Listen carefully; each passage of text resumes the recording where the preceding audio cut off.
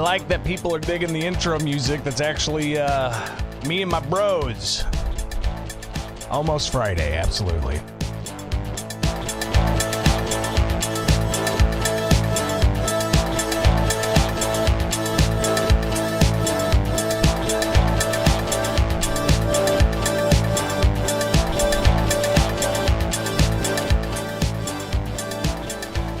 All right, welcome in. A lot to get to this morning, and going to try to keep it somewhat concise so that we can get out of here and head to the state capitol to finish the final day of veto session.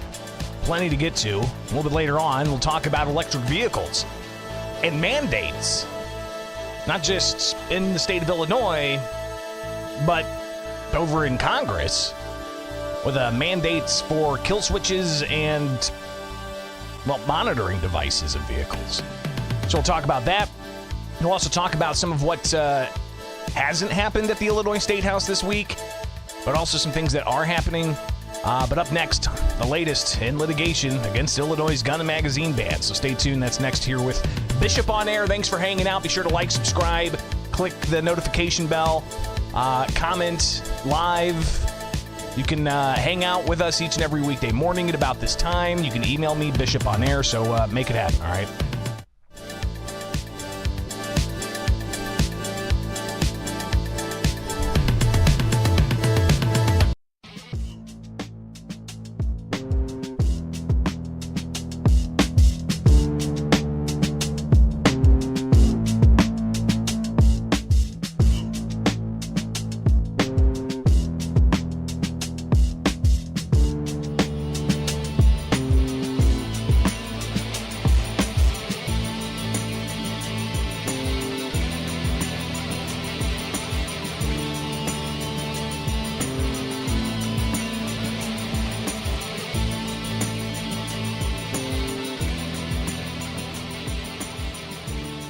Only in Illinois can you commit a crime by exercising your constitutional rights.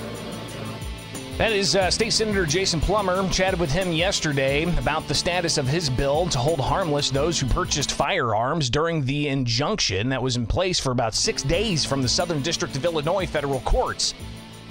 As the legislature winds down, still no movement on that piece of legislation. Welcome back. It's Bishop on Air. Thanks for hanging out with me each and every weekday morning. The latest in litigation against Illinois' gun ban. Of course, you've got Friday's ruling out of the Seventh Circuit U.S. Court of Appeals that reversed a lower court decision that has that injunction in place for 6 days before a stay was put on it. In the Southern District from Judge Stephen McGlynn against the state's gun and magazine ban on Second Amendment grounds, saying that the plaintiffs had a likelihood of success.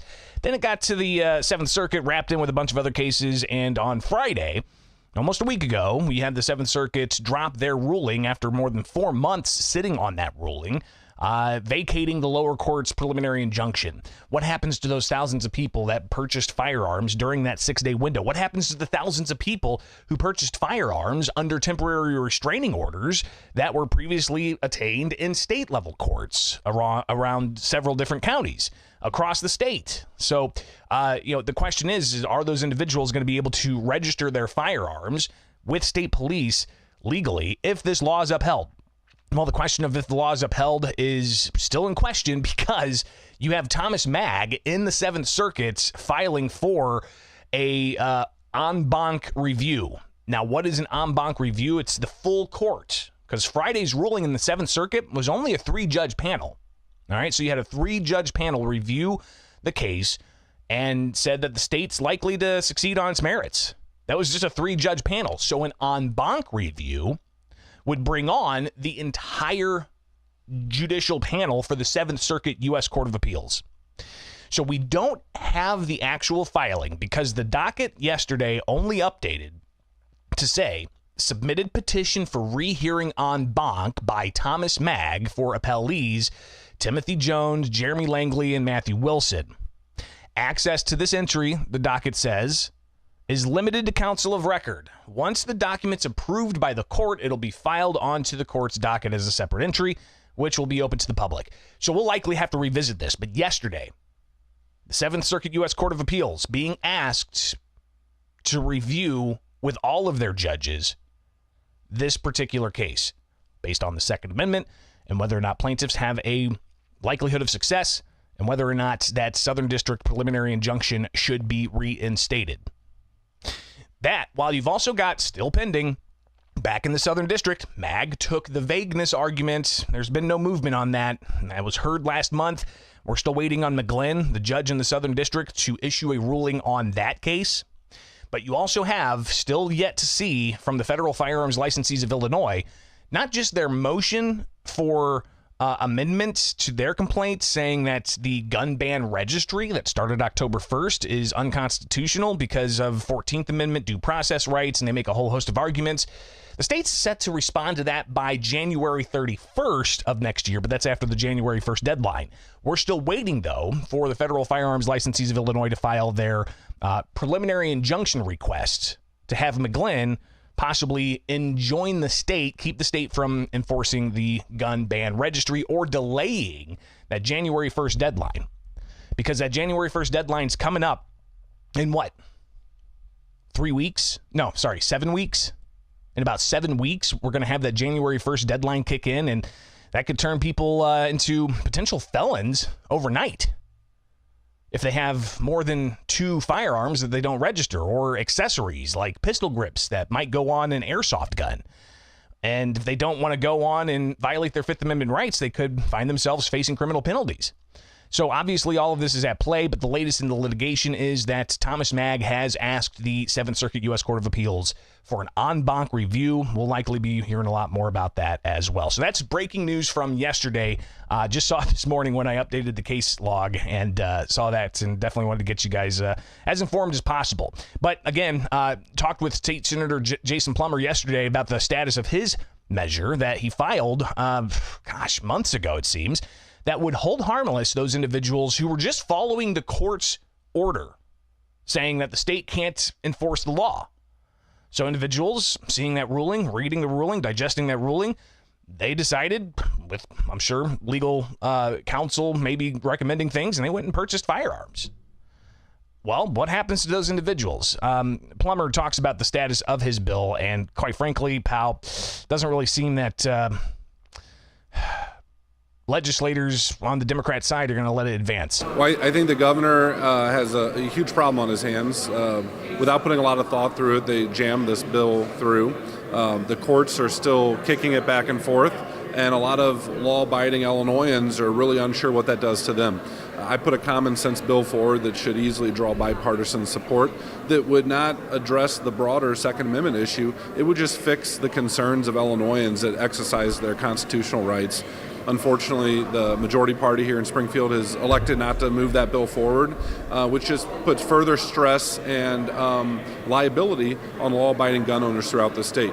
The governor's problem is, we've all seen the reporting rates, right? People aren't registering their guns. People don't like the concept of a state of Illinois registry. And I really think that common sense people, serious people that want to solve a solution, not just turn every issue into politics, needs to sit down and figure this out on behalf of the good people of Illinois. But then I asked Senator Plummer about what happens to those thousands of people who purchased firearms during that 6-day injunction. What happens? Well, I think that's probably a question for attorneys and prosecutors, but I think it potentially turns them into criminals. And they're not criminals. They're good people that exercise their constitutional rights. What's criminal is the way the governor is turning every issue into a partisan issue to score cheap political points because of his national ambitions. We need to take care of Illinoisans. We shouldn't be worrying about the governor's future political goals. And again, the question also, the firearms aren't cheap. They're expensive. These are $500, $1,000, $1,500, $4,000 firearms that people have, and they don't have a solution from their state government. Only in Illinois can you commit a crime by exercising your constitutional rights. So again, that's State Senator Jason Plummer. Yesterday, connected with him, the second to last day of veto session for the calendar year. So his bill to essentially hold harmless those who purchased firearms during court-ordered injunctions or temporary restraining orders, it's not advancing. Of course, they're in the Republican minority. Illinois State House is a Democratic supermajority, so you've got that to contend with. So obviously, I don't think that's going to happen. So that bill is not necessarily going to be of any assistance for January 1st. You've still got the Joint Committee on Administrative Rules set to meet in December that could take up these rules or possibly suspend them. So we'll see what happens there next month. But while all the litigation continues on Illinois' gun and magazine ban, we'll be watching all of that. Now, obviously, there's a lot of other cases that have happened this week, and we have not even touched it on this program, and this probably isn't the best place to get that type of news, but you had the U.S. Supreme Court with the Rahimi case. That's at play. You've got Texas appeals courts dealing with the pistol brace rule. So all of those things happening in different jurisdictions, but here we're just going to focus on what's going on in Illinois, all right? So also when it comes to the gun issue, something that doesn't appear to be moving is that measure that would require police to confiscate orders of protection subjects' firearms. So if you are the subject of a domestic violence order of protection, which you're not convicted of anything, it's just a preliminary finding by a judge, then a judge would order police to confiscate your firearms. That measure is not advancing. We'll see. Of course, we've got 1 day left of fall veto session. But some other things that did advance. Interesting here, you've got a whole host of measures moving forward. We'll touch on all of the different things with the state's gun and magazine ban and keep track of what's happening there. But State Representative Will Guzzardi, he had an interesting statement that he posted, a Democrat from Chicago. He shared his thoughts about what's going on with a mandatory minimum for gun violations. Apparently, the Senate, they went ahead and grabbed Guzzardi's bill about the environment. I think it had to do with making sure that you can curb pollution. But with Guzzardi's bill, they went ahead in the Senate, they grabbed it, they gutted it, and then they replaced it with increasing mandatory minimums. And I want to pull this up for you. This is State Representative Will Guzzardi's Twitter account, where he makes this statement about a measure that looks to at least pass the Senate and could come up in the House, but he says he's not going to advance it. And this deals with a measure to require stiffer sentences for gun possession violations. He said in a statement, earlier this morning, leadership in the Illinois Senate took control of an environmental protection bill I sponsored, House Bill 1440. They removed the pesticide regulations and changed it to become a mandatory minimum sentencing extension for simple gun possession. Repeat that. The Democrat Senate leadership took Guzzardi's House bill dealing with pesticides, gutted it, and replaced it with language to become a mandatory minimum sentencing extension for simple gun possession. The Democrat from Chicago, Will Guzzardi, says that measure passed the Senate and is now awaiting action in the House. He says, "Let me be clear, I strongly oppose sentencing enhancements with no proven benefit to public safety. The data of this particular measure is indisputable. It has increased mass incarceration and has not reduced gun violence.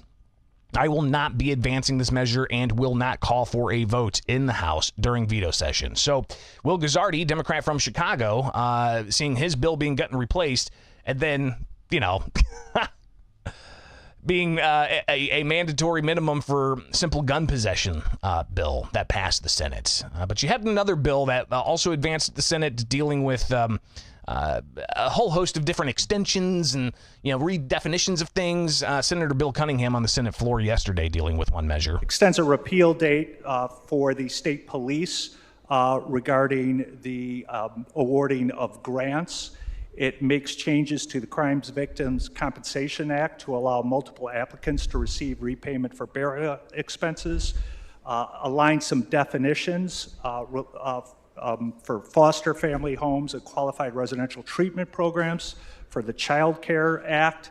And as I mentioned previously, it adds a provision that extends a surcharge for prepaid phone cards in the city of Chicago to help pay for 911 services. I know of no opposition to the bill. I'd be happy to answer any questions. So there's a lot there, right? And these are these omnibus trailer cleanup bills. And you heard there's several sunset extensions and whatnot. We'll talk about sunset extensions coming up in the next segment because they're apparently not going to be extending the Invest in Kids school scholarship sunset, but they'll, increase the sunset for, police grants to various agencies. They'll increase the sunset for some court reporter law, but when it comes to school choice, apparently that's not going to happen before the end of fall veto session. But one thing that this bill did do that State Senator Steve McClure pointed out that he had a problem with deals with firearms. A sunset extension for penalty enhancements for firearm-related offenses, and that's been taken out of this legislation. So why has that been removed from the legislation? That is correct, Senator. A decision's been made that it would be better if that provision ran as a standalone bill. So it is no longer in this omnibus piece of legislation. So are we going to hear that bill today? Do you know? I'm sorry, I don't know the answer to that question. All right, so there you go. That's kind of how some of the sausage is made at the State House. It is Bishop on Air. Thanks for hanging out. I'm Greg Bishop, and be sure to tune in each and every weekday morning. Follow me on Twitter, Facebook, YouTube, Instagram. Just search around. You can find me, again, Bishop on Air, all one word, or you can email me, bishoponair@gmail.com. Hey!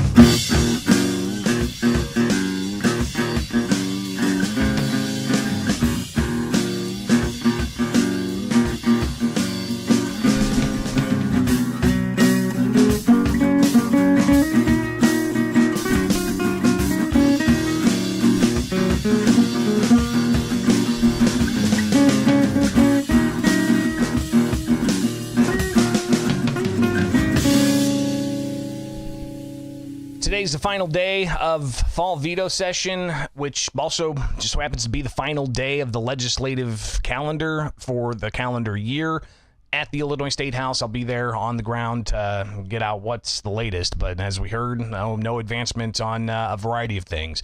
Like, for instance, they're not taking up State Senator Jason Plummer's bill to hold harmless those who purchased firearms before when there was an injunction in place against the state's gun and magazine ban.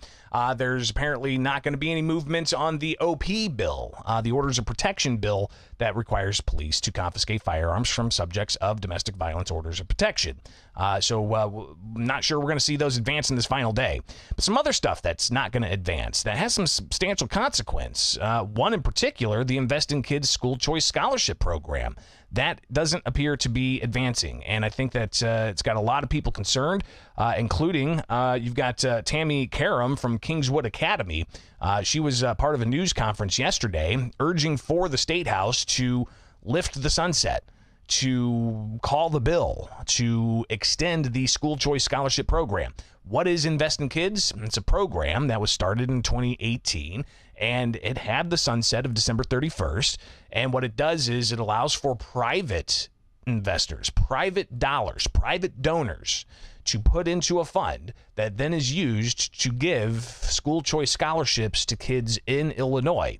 And it's got an income threshold. Only certain families under certain means can actually take advantage of this. So obviously this is something I think is getting a lot of traction, and it's a popular idea to allow for private donors to put into a fund to give to families to go to a school of their choice. And the donors, in exchange, get a 75% Illinois income tax credit. Not a rebate, an Illinois income tax credit, meaning they just get a credit on their Illinois income tax because they're donating to a cause that educates kids, be it private school or non-public school. It doesn't have to be a parochial or a religious school. There's a lot of non-religious, non-public schools out there. But this program is the only school choice program there is in Illinois, and it's getting ready to expire. Teachers unions do not like it. They see it as diverting money away from public schools, but the public schools have gotten $350 million extra each year for the past 5 years, which amounts to what? You're talking, close to more than $2 billion over the past 5 years or so. So obviously that increased public money for public schools is there. But what about this Invest in Kids School Choice Scholarship Program? Tammy Karam from Kingswood Academy talking about the benefits of this program, why it's important, and how it really is about ensuring that kids are educated. When it comes to people receiving a tax credit. We get tax credits we give tax credits for electric cars, for so many different things. And why not for education? Education is the most important. We know that that's foundation. That's why we fund Head Start, right? That's the whole point for Head Start. The governor's really big on Head Start, and he wants to fund that. And private funds, tax credit, tax money goes into private institutions on Head Start. Why not our K through 12 schools?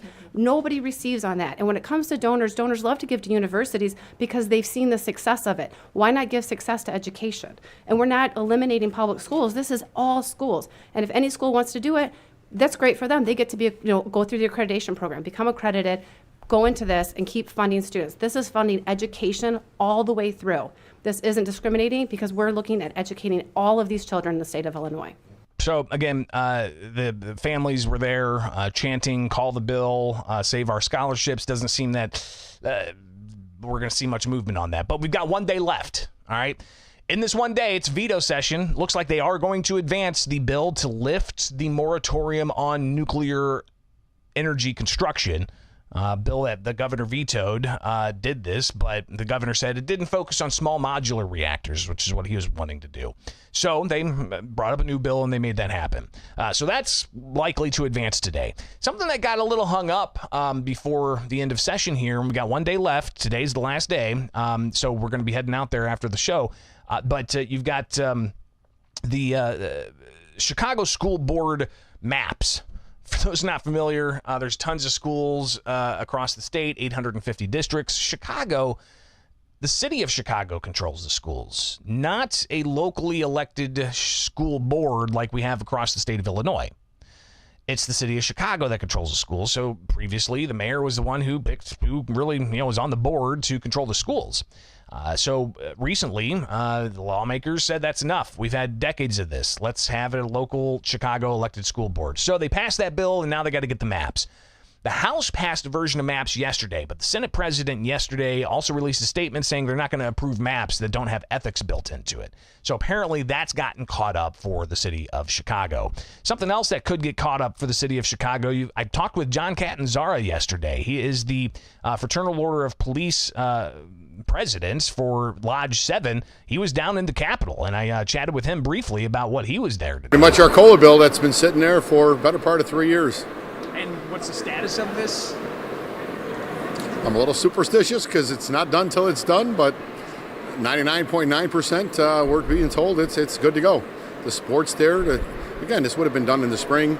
There was a call made, a request made. The speaker honored the request from the city. So be it, but pledged it was going to get done in the fall, and here we are. So give me an explainer on what this would do for your members. So for decades now, we have been paying 0.5% of our contributions into the pension for cost of living increases.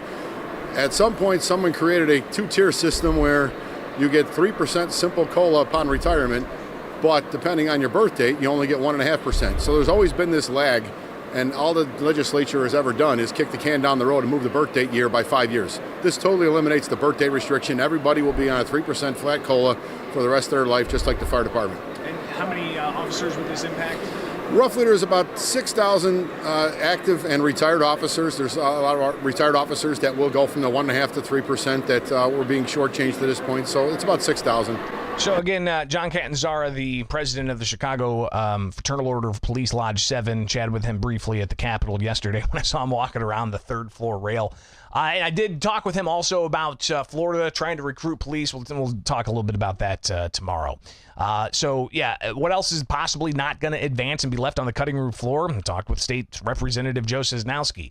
There are concerns with a law that happens to take effect January 1st that we're going to see paid time off as a requirement for employers. And this allows for a certain number of days of paid time off for employees to just say, I'm taking this day off. Cisnowski says there's some concerns there, especially when it comes to smaller units of government. Yeah, so January 1st, paid time off is going to come into existence for employees and employers. And we did a carve out in the original bill for park districts, primarily because of part-time workers and the turnover and things that they deal with. And that the problem is there's organizations like forest preserves and city-owned park districts that have the same types of issues. I know the Illinois Municipal League has concerns because there's also contracts out there with police, fire, and unions that already allow for all of this. So now what this is creating is additional issues. For example, police officers now potentially could just call in without any excuse, say, I'm just not showing up. I get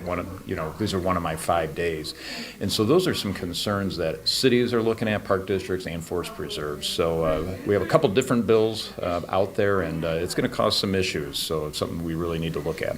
So I asked what's the status of his bill and of this issue being dealt with before the end of the session. Yeah, it looks like right now might not. There's some Democratic bills that actually push paid time off. Representative Ness actually did a 6-month delay on that. She's got a bill there.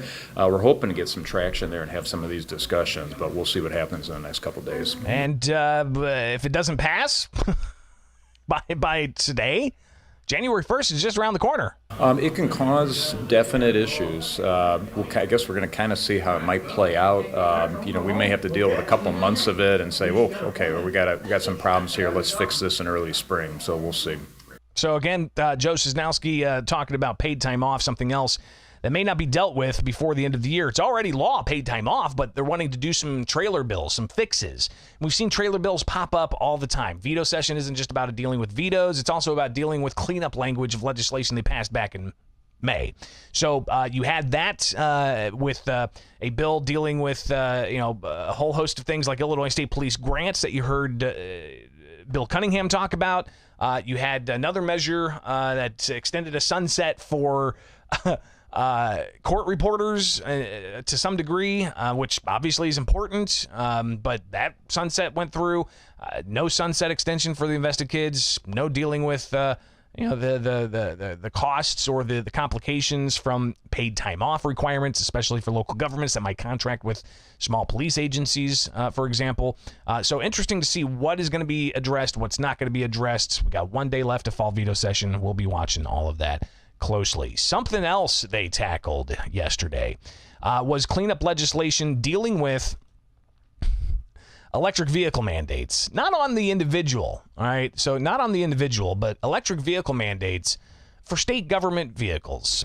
But the question as to what vehicles are exempt spurred some interesting debate. So we'll get to that next. Also, over in Congress earlier this week, Thomas Massey talking about vehicles and kill switches. So we'll touch on both of those things. It's Bishop on Air. Stay tuned.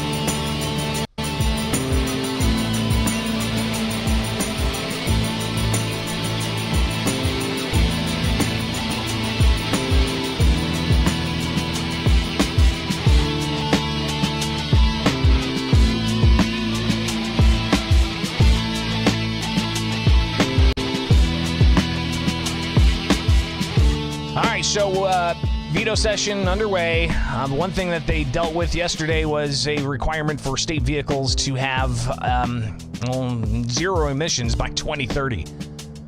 Now, while we deal with that, you've got Congress not wanting to remove a vehicle monitoring and kill switch requirement that's set to take effect across the country by 2026.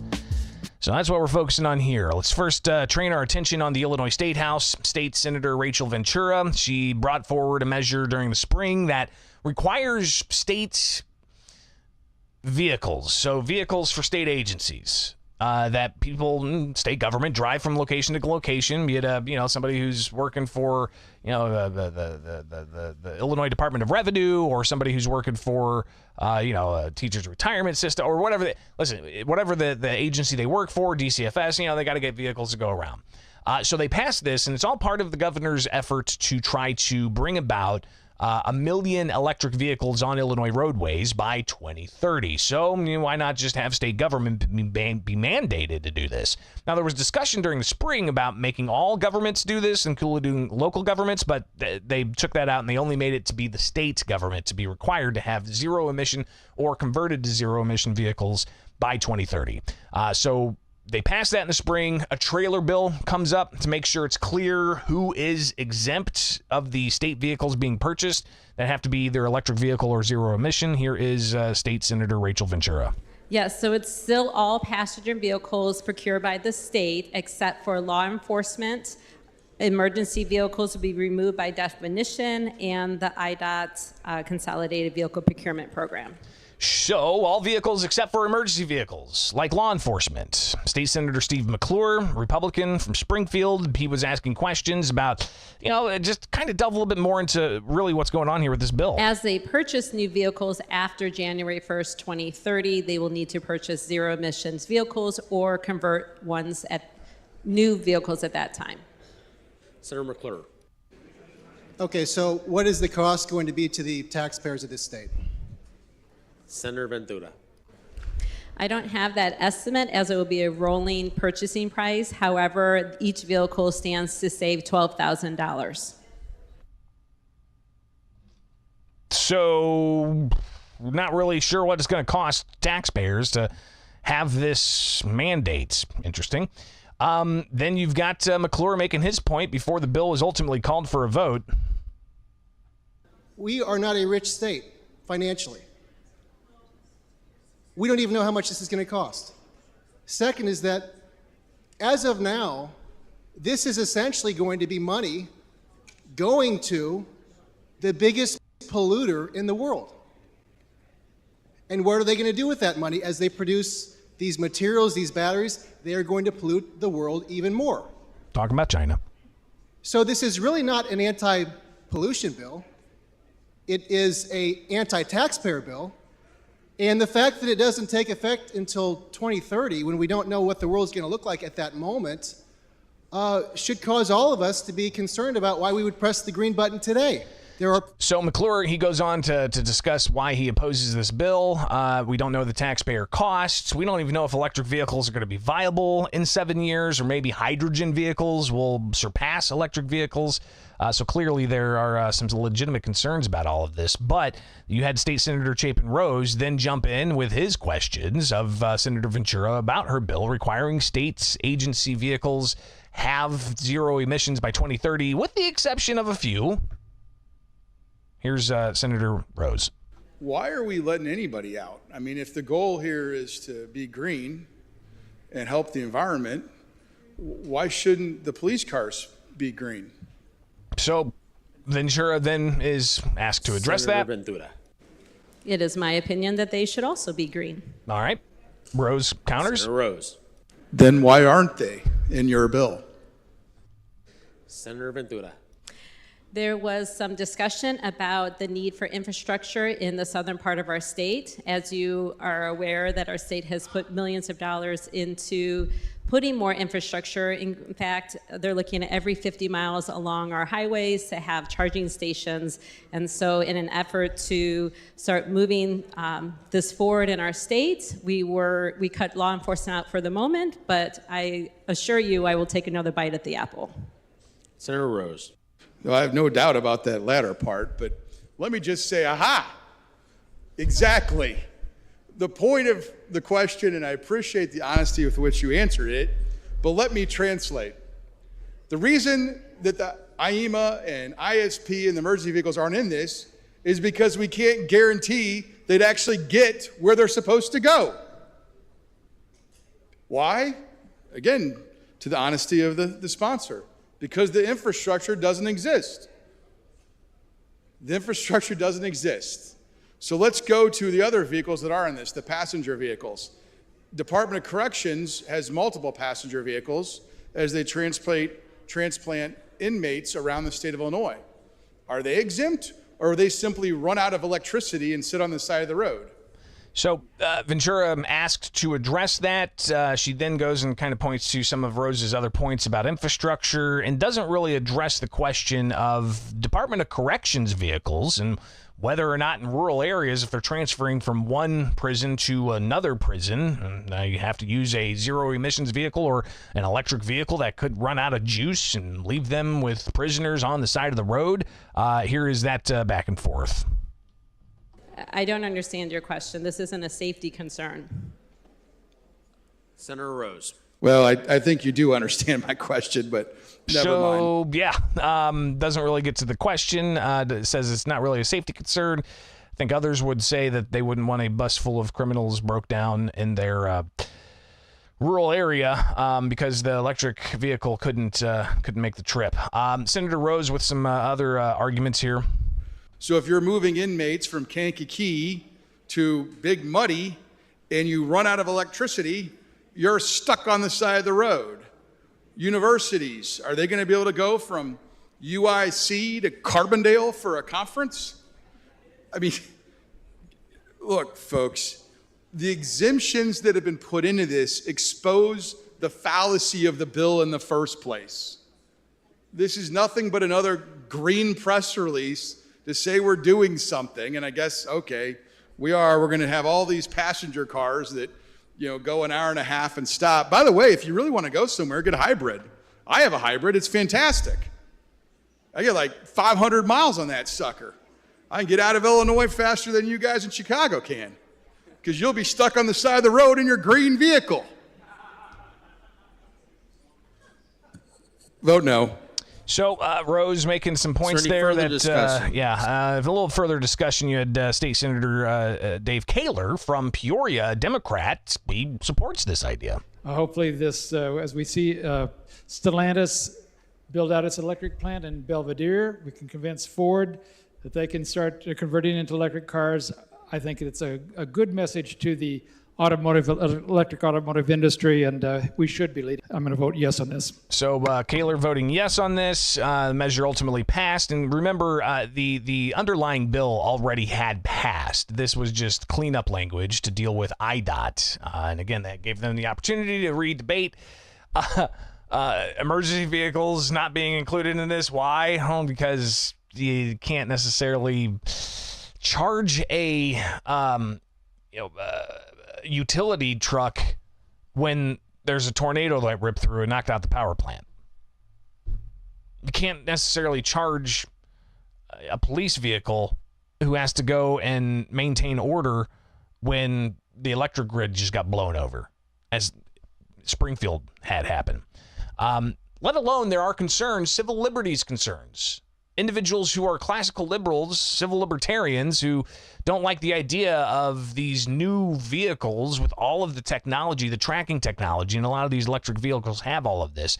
But apparently, the measure that passed over in the U.S. Congress, so now we're going from Illinois to the U.S. Congress, the measure that passed several years ago, the infrastructure bill or whatever, it included an element in there that by 2026, newly manufactured vehicles have to have a monitoring device to monitor the vehicle's performance, and also a device essentially to kill the vehicle, to stop it. Advocates say, hey, this is a measure to keep people from drunk driving. Opponents say this is Big Brother in a really bad way. And Thomas Massey, a Republican U.S. congressman from Kentucky in the U.S. House, earlier this week tried to get that particular part of the bill defunded and essentially done away with. My amendment is simple. It will defund the federal mandate that requires all new vehicles after 2026 be equipped with a kill switch that can disable a vehicle if the vehicle has monitored the driver's performance and that the vehicle determines that the driver is not performing well. It's so incredible that I have to offer this amendment. It almost sounds like the domain of science fiction, dystopian science fiction, that the federal government would put a kill switch in vehicles that would be the judge, the jury, and the executioner on such a fundamental right as the right to travel freely. But here we are. It is It is federal law that this is mandated, and so I am offering this amendment to defund this mandate. So Massey moves forward with this to try to get it defunded, but there's debate. You had a Illinois congressperson, Mike Quigley, give some of his time to Debbie Wasserman Schultz, who stood up and said, Massey's measure to defund the kill switch amendment is bad, and it only protects drunk drivers, she said. We heard the same inane calls with seatbelt requirements, but you don't have a right to engage in potentially fatal behavior that we know poses a major health threat to public safety. Passive drunk driving technology is pro-police. This anti-drunk driving technology lightens the load on police officers, allowing them to focus on more pressing safety concerns. The importance of this technology goes far beyond statistics. It's about saving lives, preventing heartbreak, and making our roads safer. It's a passionate call to action to prevent alcohol-impaired driving from shattering the lives of those we hold dear. So again, you had Debbie Wasserman Schultz there saying, hey, we need this in here because it's about drunk driving. Massey pushed back on that. Now, the question is, how much time do you have once your dashboard tells you that it doesn't approve of your driving? What if you're a single mother and you're out in bad weather and you're trying to avoid some obstacles, ice perhaps, and you've swerved 3 times, and your dashboard says, swerve 1 more time, and you're going to be put over to the side of the road, that you'll have 100 yards to park this vehicle in the middle of nowhere with your children in the back seat. This isn't some fantastical scenario. This is what will happen if this is implemented. So again, Massey making the argument that this level of what he might see as intrusion is dangerous and will leave a lot of people in a bad situation.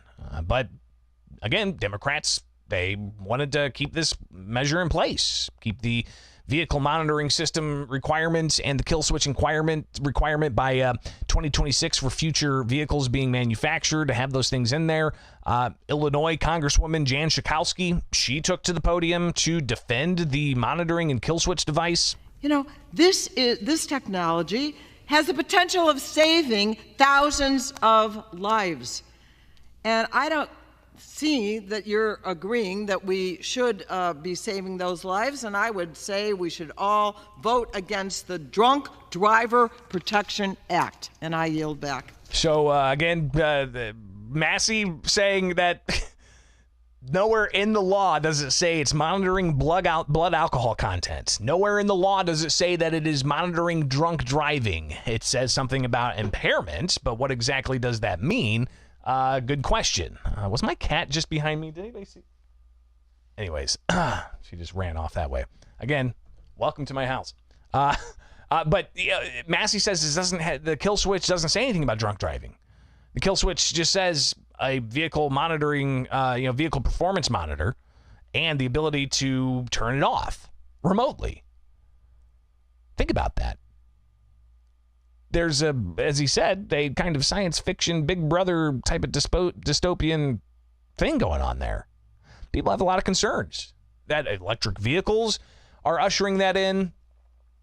Because then you'll have, how are you going to tax people? You can't tax them at the pump when they're getting gas. Well, how about we have a tax by mile? Okay. So you're going to start tracking Americans now everywhere they go? Then you're going to have, by 2026, a kill switch and a vehicle monitor in there to monitor the performance.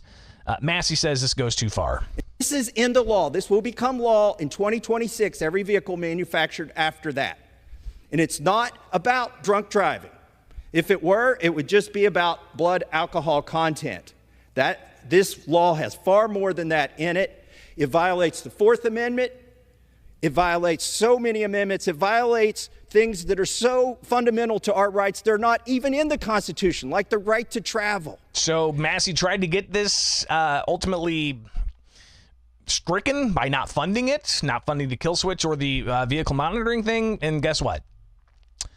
He failed to get enough votes to strip that from the bill. Pretty remarkable. All right. That's your show for this Thursday. We'll be back tomorrow. Greatly appreciate everybody tuning in. Got to get out of here and head out to the Illinois State Capitol for the final day of fall veto session. Have yourselves a wonderful rest of the day. And be sure to like, subscribe, follow, hit the notification bell. Find me on X, formerly known as Twitter. Find me on Facebook. Find me on Twitter or YouTube or Rumble, or just search Bishop on Air and you'll be able to find me. Email me, bishoponair@gmail.com. Have a great day, guys.